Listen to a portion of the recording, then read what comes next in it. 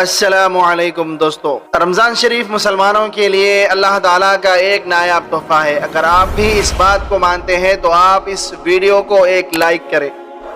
اللہ پاک نے انسان کو اس دنیا میں اپنی بندگی کے لیے بھیجا ہے۔ یہ انسان یہاں چند روز کا مہمان ہے۔ اپنی مہلت اور مدت مکمل ہونے کے بعد اگلے سفر پر روانہ ہوگا۔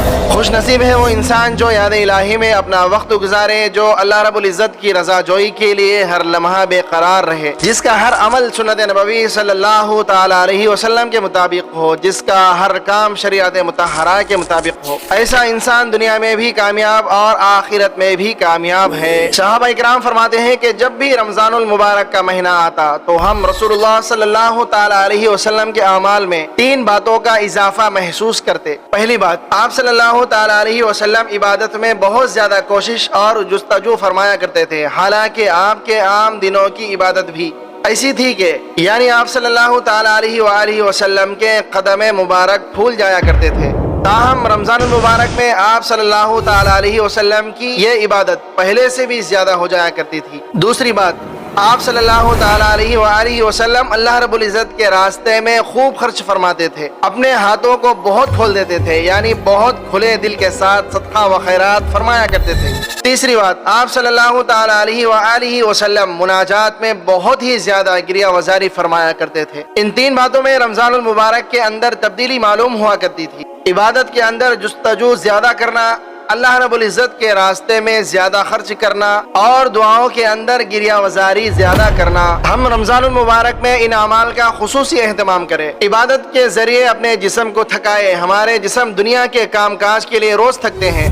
زندگی میں کوئی ایسا وقت بھی آئے کہ یہ اللہ رب العزت کی عبادت کے لیے تھک جایا کریں۔ کوئی ایسا وقت آئے کہ ہماری آنکھیں نیند کو ترس جائیں اور ہم اپنے آپ کو سمجھائیں کہ اگر تم اللہ کی رضا کے لیے جاگو گے تو قیامت کے دن اللہ پاک کا دیدار نصیب ہوگا۔ یہ آنکھیں آج جاگیں گی تو کل قبر کے اندر میٹھی نیند سوئیں گی۔ موت کے بعد ہے بیدار دلوں کو آرام، نیند بھر کر وہی سویا جو کہ جاگا ہوگا۔ ہم اپنے آرام میں کمی پیدا کر لیں، یوں سمجھے کہ یہ مشقت اٹھانے کا مہینہ ہے۔ دیکھا گیا ہے کہ جو لوگ تجارت کرتے ہیں ان کے کاروباری سیزن آیا کرتے ہیں۔ جس شخص کا سیزن آ جائے وہ اپنی محنت بہت زیادہ کر دیتا ہے، وہ اپنی دیگر مصروفیات کو ترک کر دیتا ہے، وہ دوسروں سے معذرت کر لیتا ہے کہ میرا سیزن ہے اس لیے میں زیادہ وقت فارغ نہیں کر سکتا، بلکہ وہ انسان اپنے کھانے پینے کی پرواہ نہیں کرتا، رات کو اسے سونے کی فکر نہیں ہوتی، اس کو ہر وقت یہ غم ہوتا ہے کہ میں کس طرح اس سیزن کو کما لوں، سیزن سے جتنا نفع اٹھا سکتا ہوں میں اٹھا لوں تاکہ مجھے زیادہ فائدہ ہو۔ وہ سوچتا ہے کہ یہ تھوڑے دن کی مشقت ہے، اس کے بعد پھر آرام کر لیں گے۔ اسی طرح رمضان المبارک نیکیاں کمانے کا سیزن ہے۔ جو لوگ اپنے گناہوں کو معاف کروانا چاہتے ہیں، اللہ رب العزت کا قرب حاصل کرنا چاہتے ہیں، اللہ رب العزت کی معیت کے حصول کے لیے بے قرار رہنے والے ہیں، ان کے لیے یہ مہینہ ایک سیزن کے مانند ہے۔ انہیں چاہیے کہ جب وہ روزہ رکھے تو ان کا روزہ محض کھانے پینے سے رکنے تک محدود نہ ہو، بلکہ روزہ دار کی آنکھیں بھی روزے دار ہو، زبان بھی روزے دار ہو، کان بھی روزے دار ہو، شرمگاہ بھی روزے دار ہو، دل و دماغ بھی روزے دار ہو۔ جب اس طرح ہم سر کے بالوں سے لے کر پاؤں کے ناخنوں تک روزے دار بن جائیں گے تو افطار کے وقت جب دامن پھیلائیں گے تو اللہ رب العزت ہماری دعاؤں کو قبول فرمائیں گے۔ رمضان المبارک کا مہینہ عجیب برکات کے نزول کا مہینہ ہے۔ یوں لگتا ہے کہ برکات کے دروازے کھول دیے جاتے ہیں۔ حدیث پاک میں آتا ہے کہ رمضان المبارک کے آنے سے پہلے جنت کو خوشبوؤں کی دھونی دی جاتی ہے، جنت کو ایمان والوں کے لیے سجایا جاتا ہے، اور جب پہلا رمضان کا وقت ہوتا ہے تو اللہ رب العزت جنت کے دروازوں کو کھول دیتے ہیں، فرشتوں کو فرماتے ہیں کہ آج کے دن جنت کے دروازے ایمان والوں کے لیے کھول دیے جائیں۔ گویا ایمان والوں کے لیے جنت اس طرح سجائی جاتی ہے جیسے دلہے کے خاطر دلہن کو سجاتے ہیں۔ حدیث مبارکہ میں آتا ہے کہ حضور نبی کریم صلی اللہ تعالی علیہ وسلم دعائیں مانگا کرتے تھے کہ اے اللہ، شعبان میں ہمارے لیے برکت عطا فرما اور ہمیں رمضان المبارک تک پہنچا،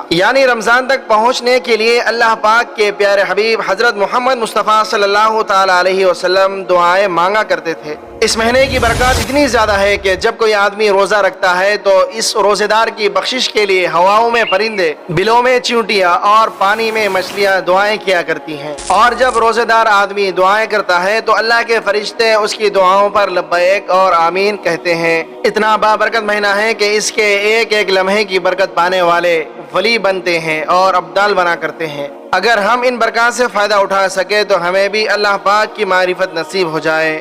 रमज़ानुल मुबारक ईमान वालों के लिए बाहर का महीना होता है। जिस तरह बाहर के महीने में हर तरफ खुशबू हुआ करती है, दरख्त हरे भरे होते हैं, फूल खिले हुए होते हैं, बागों में जाए तो फिजा महकी महकी होती है। क्यों?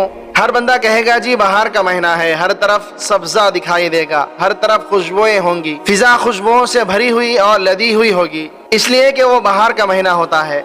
इसी तरह रमज़ानुल मुबारक अल्लाह रब्बुल इज़्ज़त की रहमत का महीना है। इसकी सुबह में रहमत, इसकी शाम में रहमत, इसके तहज्जुद के औकात में रहमत। जो इंसान अपने गुनाहों को बख्शवाना चाहे और अल्लाह रब्बुल इज़्ज़त को राज़ी करना चाहे, इसके लिए ये सुनहरी मौका है, शायद गोल्डन चांस या सुनहरी मौके का लफ्ज़ इसी मकसद के लिए बनाया गया हो, क्योंकि ये लफ्ज़ इस मौके पर बिल्कुल फिट आता है।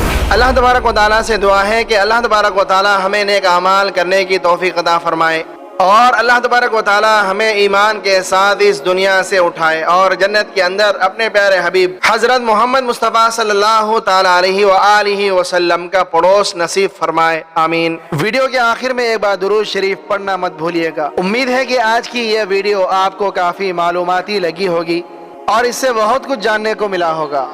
अगर वीडियो अच्छी लगे तो लाइक करके हमारे चैनल को सब्सक्राइब कर दें और कमेंट बॉक्स में कमेंट करके अपनी आरा से भी आगाह कीजिए।